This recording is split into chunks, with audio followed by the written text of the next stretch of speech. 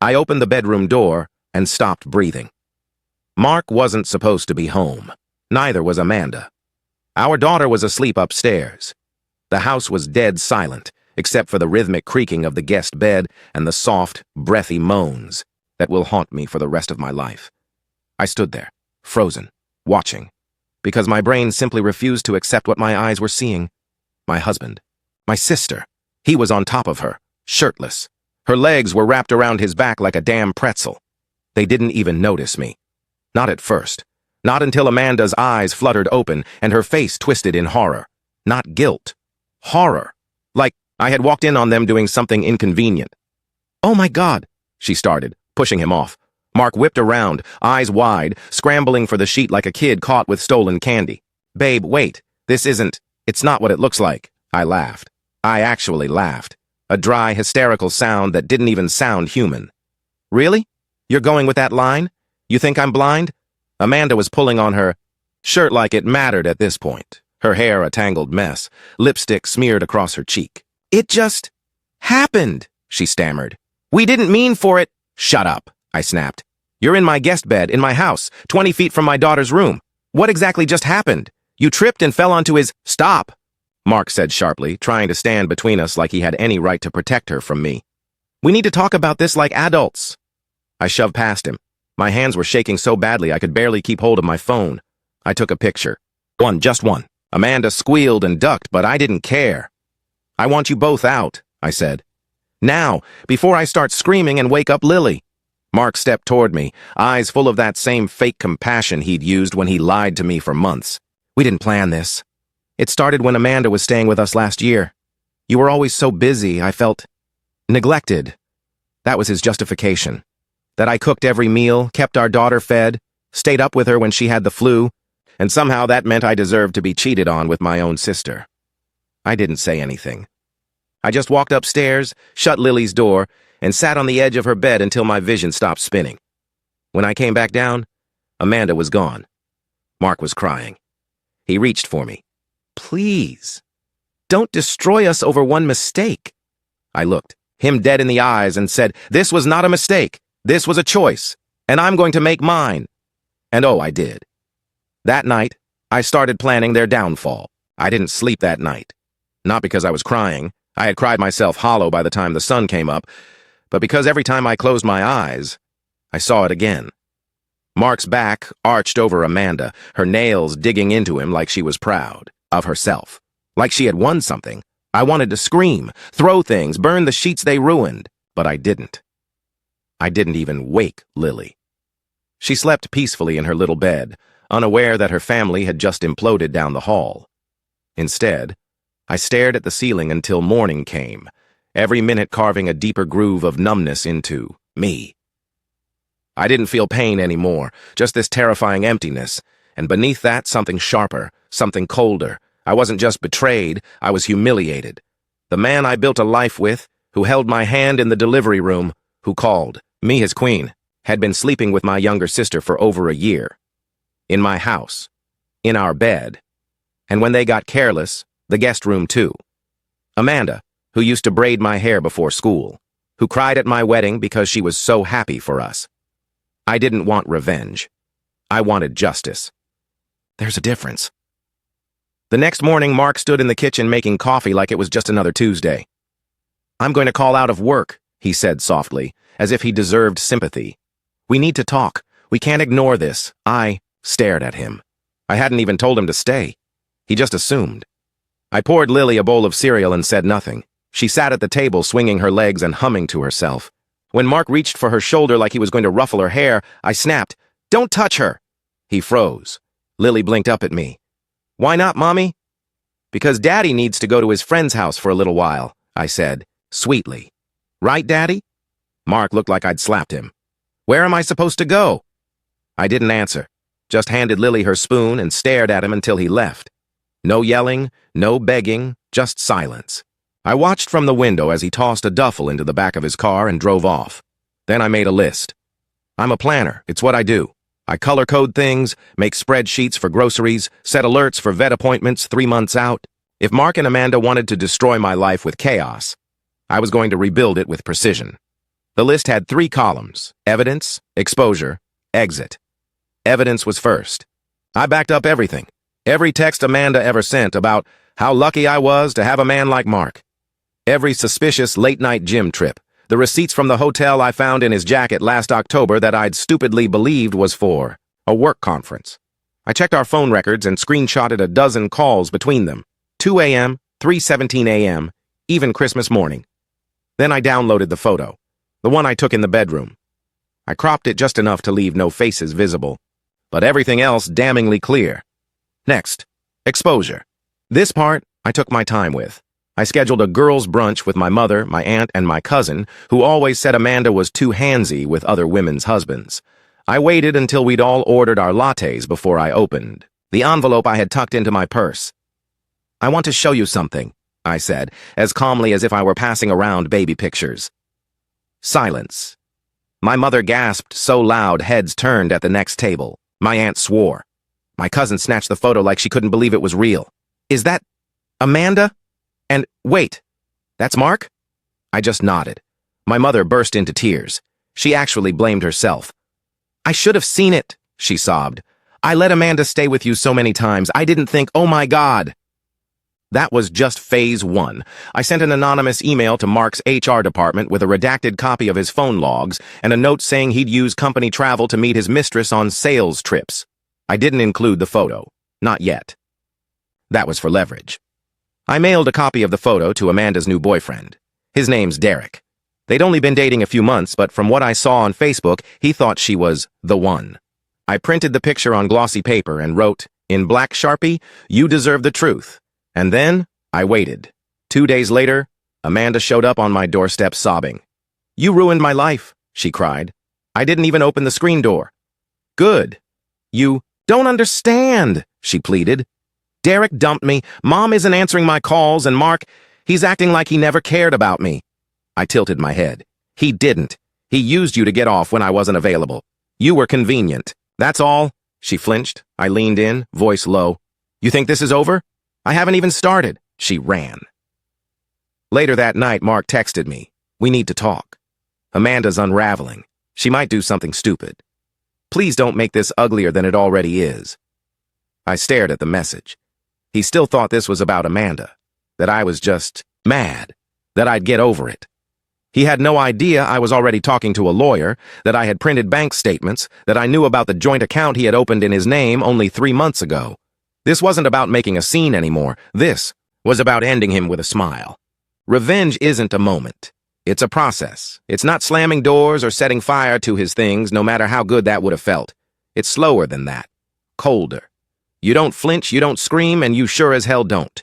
Give them the satisfaction of knowing how deeply they gutted you. You smile while they drown. After Mark's pathetic "let's talk" text, I didn't respond. I let him squirm. Meanwhile, I met with my lawyer, Denise, a sharp, ruthless woman with a bob haircut and eyes that could strip wallpaper. "He cheated on you with your sister," she said, flipping through the folder I handed her. "In your home. While your daughter slept upstairs. You documented it." "This is gold." I nodded. "I want full custody of Lily. I want the house. I want him to suffer, but legally." Denise smiled like a shark. "Let's get to work." We filed for divorce. That afternoon. I knew Mark wouldn't take it well, but I didn't care. What I didn't expect was how fast his world would start to crack. First came the HR call. Apparently, that anonymous tip I sent got some traction. Denise had warned me not to attach my name to anything direct. We weren't trying to blow up the bridge, just light a few torches near it. A week after the photo hit Derek's mailbox and Amanda's social life imploded, Mark was called into a disciplinary hearing at work. Misuse of company funds, inappropriate personal behavior on work trips, conduct unbecoming of a regional sales director. His job was on the line, and I hadn't even released the most damning evidence yet. But I didn't want him fired. Not yet. Fired meant pity. Fired meant time to fix his mess. I wanted him stressed, cornered, busy fighting fires while I quietly took everything he thought I'd never leave behind. I switched banks, moved our shared funds into an account under my name only. I had already created an emergency fund 6 months before the affair exploded. Call it intuition, Or maybe just what happens when your husband suddenly stops looking you in the eye. I pulled Lily out of her daycare. Mark's friend's wife ran it. I didn't want anyone with loyalties to him near my daughter. I told her we were going on a little adventure, just Mommy and Lily for now. She hugged me and said, "Okay, Mommy," without a single question. Kids are smarter than we think. She knew something was wrong, and then Amanda showed up again. She came uninvited, mascara streaking down her cheeks, holding a cheap bouquet of gas station flowers and a gift bag for Lily, like it erased what she'd done. "I just want to see my niece," she whispered through the screen door. "I didn't open it." "You lost that right the second you spread your legs for her father," I said calmly. "Now go home, Amanda, before I call the cops." "She misses me," she sobbed. "She asks about me." I stepped closer. "She misses the sister I used to have. Not whatever this is now. You don't get to play victim. You're not the one cleaning up the emotional fallout of your betrayal." She left finally. I stood there watching her car pull away, that stupid gift bag still dangling in her hand, as if you could bribe a child's forgiveness with a stuffed giraffe. 2 days later, Mark tried something bold. He showed up with a suitcase. "I need to stay here," he said. "Just for a few nights. HR suspended me, without pay. Amanda's blocked me. I don't have anywhere to go." I leaned against the door frame. "So now you're out of options? You remember I exist?" He winced. "This is still my house, too." "Not for long," I said. "The divorce is filed. You'll get served officially soon." His jaw clenched. "You didn't even talk to me about it?" "You didn't talk to me about Amanda." He tried the guilt card next. "What about Lily? She needs her father." I stared at him. "Do you think she'll need the version of you that abandoned her for a year while sneaking around with her aunt? Because that's not a father. That's a liability." He stepped back. "You're trying to erase me." "No," I said, still calm. "I'm just prioritizing my daughter over the man who threw his family away for a thrill." Then I shut the door and bolted it. Later that night, I got a message from an unknown number. I shouldn't have clicked on it, but curiosity is a cruel thing. It was Amanda. It read, "You're destroying us. We made a mistake. Why are you turning everyone against us?" I didn't reply, but I did send the photo, uncropped, to her boss. Along with a timeline of dates she claimed to be working late. I had proof from our family group chat that she was actually at my house those nights. Her company had a morality clause. I didn't know if they'd care, but it was worth the shot. She quit the next day, claimed personal reasons. But I knew. People started talking. Family friends unfriended her on social media. Her sorority sisters stopped responding to her posts. My mother blocked her number. My cousin removed her from a bridal party. Meanwhile, I changed the locks, sold off Mark's golf clubs, his gaming setup, even his watch collection, every birthday. Gift I had ever given him was now on Facebook Marketplace. I didn't care about the money. I cared about erasing his presence from my home. He begged. Actually begged. "I made a mistake," he texted. "Please let me make it right." So I gave him one chance. I told him to meet me at our old couples therapist. I even made the appointment. He showed up with hope in his eyes, holding a coffee for me. I never went inside. Instead, I watched from across the street as the receptionist told him he'd been stood up. Then I sent him a picture of the custody petition. Let that be his therapy. Revenge isn't about rage. It's about patience, silence, letting them believe they're about to catch their breath, and then gently, calmly, dragging them under again. And I wasn't done yet. Mark showed up drunk on my lawn 3 nights later. It was 2:13 a.m. Lily was asleep. I was halfway through folding laundry and watching reruns when I saw headlights sweep across the living room. I peeked through the curtain and saw his car parked, crooked at the curb, driver's door wide open, hazard lights blinking like some sad drunken SOS. I cracked the front door just as he stumbled up the steps. "Rachel," he slurred. "Baby, we can fix this." He reeked of whiskey and desperation. His shirt was buttoned wrong. One of his shoes was missing. "Go home, Mark," I said, quiet but firm. "This is my home," he snapped, gesturing wildly at the porch. "I built that flower box. I put up that goddamn gutter." "You also screwed my sister in our bed," I snapped back. "So maybe you don't get to play sentimental now." He sank down on the top step, head in his hands. "I lost everything." "Good." I kept my hand near my phone in case I needed to call the cops, but he didn't get violent. Just pathetic. I watched him sob for 5 minutes, then walked inside and locked the door. He passed out on the lawn. By morning, he was gone. The next day, his mother called me. Apparently, Mark had told her I kicked him out over a little misunderstanding and was now trying to cut him out of Lily's life. She demanded I let him move back in and work it out like adults. I didn't raise my voice. I simply said, "Ask your son about Amanda," and hung up. She called back an hour later, apologized, said she had no idea, and that's when the full weight of it hit me. Even his own mother was starting to turn on him. I wasn't just winning. I was shifting the entire narrative. I wasn't the bitter wife anymore. I was the betrayed mother protecting her daughter. That week, I got an email from Amanda. Subject line, closure. I didn't open it, just marked it as spam. Whatever. She thought I owed her. Another scream, a chance to talk it out, some dramatic confrontation. I wasn't giving her that satisfaction. She got her piece of my life. She didn't get my attention anymore. Instead, I focused on Lily. We baked cupcakes together. I took her to the zoo. I started a new bedtime routine where we listed 3 things we were grateful for. She always said the same ones. You, my teddy bear, and pancakes. Simple, pure, untouched by all the rot her father had dragged into our lives. And yet, it still wasn't over. Not for me. I kept expecting to feel clean, or free, or whole. But every morning, I woke up angry all over again. Not just at Mark and Amanda, but at myself for missing the signs. For staying quiet too long. For swallowing discomfort and calling it marriage. So I did something selfish. I booked a weekend away, just me. Told my mom I needed 48 hours. She took Lily gladly. I drove 2 hours upstate to a quiet cabin with no Wi-Fi and a fireplace. I turned off my phone. I brought a notebook and a bottle of wine and sat outside watching the wind push through the trees. And I cried. Really cried. Not the shaky, quiet tears I'd let leak in the dark corners of my house. This was ugly, loud, feral crying. Years of silence breaking open. Then I started to write. Everything. The affair. The first lie. The way I lost myself in trying to be. Easygoing and cool and forgiving. The way I shrank every time Mark rolled his eyes at me. The way I laughed off Amanda's flirting, thinking I was being paranoid. By the end of the second day, I had 30 pages of truth. And one final realization. Revenge wasn't the point anymore. Control was. Reclaiming it.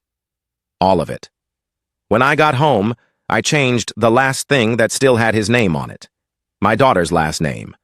I filed a formal petition to remove Hughes from her documents. She would carry my name now. Not because I wanted to erase him from her entirely, but because he didn't deserve the honor of claiming her while behaving like a stranger. Mark found out a week later and exploded. "Over my dead body," he screamed over the phone. I didn't flinch. "Then start writing your will." He tried to threaten me with court. I reminded him of the cheating, the public intoxication, the unstable housing, the HR investigation. He went quiet. I hung up. Later, Denise emailed me. "He's buckling, won't fight custody, wants to negotiate a visitation schedule. We've got him." I didn't reply right away. I just stared at the message, and for the first time in months, I smiled. Not because I was happy, but because I was finally done. The day Mark officially signed away full custody, it wasn't in a courtroom or a lawyer's office. It was in the parking lot of a CVS. He had just come from his temp job. Baggy khakis, oil-stained hoodie, hair that hadn't seen a brush in weeks. He looked like a man who'd lost something he hadn't realized was valuable until it was gone for good. He handed me the signed agreement through the car window, eyes flicking toward the back seat where Lily was strapped in, kicking her legs, to a cartoon theme song. "She looks taller," he mumbled. "She is." He lingered. "Does she ask about me?" "She asks why you stopped singing her goodnight songs." That gutted him. I saw it land in his chest like a wrecking ball. He nodded once and walked off without another word. I waited until he turned the corner before I exhaled. That was the last time we spoke in person. A few weeks later, Amanda posted a photo on Facebook. It was a mirror selfie in a bathroom with broken tiles. Caption, "Fresh start, show growth." She looked exhausted, makeup caked on like armor. Her comment section was empty. Somewhere between that photo and the next, she deleted her account. My family didn't know how to process any of it. My mom kept saying things like, "She's still your sister," and I'd nod even though I knew. The truth, she wasn't. Not anymore. People think betrayal ends with the moment, the scream, the confrontation, the slammed doors. But that's not true. It lingers. It stains every memory that came before. Suddenly, birthdays feel fake. Inside jokes feel suspicious. Every time she said, "You're so lucky to have him," now feels like a threat in hindsight. I didn't just lose a husband, I lost half my childhood. I didn't tell people everything, not even close. The full story was too much, too pathetic, too personal. Instead, I started saying, "We grew apart," and things just got complicated. Everyone accepted it. Everyone always does. They want tidy pain, digestible heartbreak. No one wants to hear about the sister who slept with your husband and then ghosted you like you were the problem. But I knew, and that was enough. Still, I thought I'd gotten through the worst. I thought the slow rebuilding was finally starting. New routines, new boundaries, new peace. Then I got a letter in the mail from Amanda, handwritten, 5 pages, sent to my work address. No return label. It began. "I know I don't deserve to speak to you, but I have to try." She said she was in therapy. That she realized what she did wasn't just betrayal, it was self-sabotage. That she had always envied me. My house, my career, my daughter, my marriage. Yes, my marriage, the one she destroyed. She wrote, "I didn't want Mark. I wanted to be you." That was the moment I felt it, the twist in my stomach, the nausea, the slow, cold wave of understanding. It was never about love. It was about possession. She had watched me build a life and decided it should have been hers. I shredded the letter. I didn't cry. I didn't scream. I felt clean. For the first time, in months, maybe years, I didn't feel broken. I felt released. I'd been trying so hard to fight back, to punish, to prove a point. But this wasn't a war I had to win anymore. Because she lost something I never did. A sense of self. She could wear my perfume, crawl into my bed, even carry my daughter's laughter in her memory, but she'd never be me, not the part that mattered. 3 months after I shredded Amanda's letter, my phone buzzed while I was prepping dinner. Blocked number. I almost let it ring out, but something made me answer, a hesitant voice on the other end. "It's me, Mark." I stayed silent. He took that as permission to keep going. I wanted to say I'm sorry. I know I said it before, but not like I meant it. I didn't get it until recently, until... He stopped himself. "Until Amanda left you, I finished in my head." He tried. Again, she walked out. No warning, just a post-it on the fridge. "You were never what I wanted." Can you believe that? Yes, I could. It sounded exactly like her. "I lost my job," he continued. "Then the car broke down. Rent's late. I haven't seen Lillian forever. I miss her. I miss everything." I pictured him standing in some dingy kitchen, half lit by a flickering ceiling bulb, cockroaches in the corners, regret thick in the air like mold. "I've changed," he added. "I know that probably doesn't mean anything to you, but I'd do anything for a second chance." There it was, the request beneath the apology. "I'm not calling to get back together," he quickly added. "I swear, maybe we could co-parent, like talk, be civil?" A laugh escaped me. Cold, sharp. "You want to co-parent?" "Yes," he said, sounding almost hopeful. I let the silence stretch until he squirmed. Then I said it. "You remember that weekend in Tahoe before we got married? The night you held my hand by the fire and promised we'd always choose each other?" "I remember." "You didn't choose me, Mark. You chose the first escape route with a heartbeat and zero self-respect." His breath caught. "It was a mistake. I was depressed. She was... Don't you dare blame her now. You were a grown man, a husband, a father." He was quiet. I kept going. "You know what the worst part is? I didn't even lose you. You were already gone long before that night. You just made it official." "I know," he whispered. "I'm raising Lily to know her worth. That means keeping people like you out of her world until you prove, really prove, you're more than a man who sets fire to his own house and then begs to come inside when it's warm again." He didn't reply. I ended the call. That night, I opened my laptop and did something I never thought I'd do. I started a blog. It wasn't about revenge or trauma. It was about reclamation. I called it Second Skin. The first post? My sister slept with my husband. Here's what I learned. It blew up. Thousands of shares. Emails from women who whispered, "Me too," into my inbox. Strangers told me I was brave, but I wasn't brave. I was done being silent.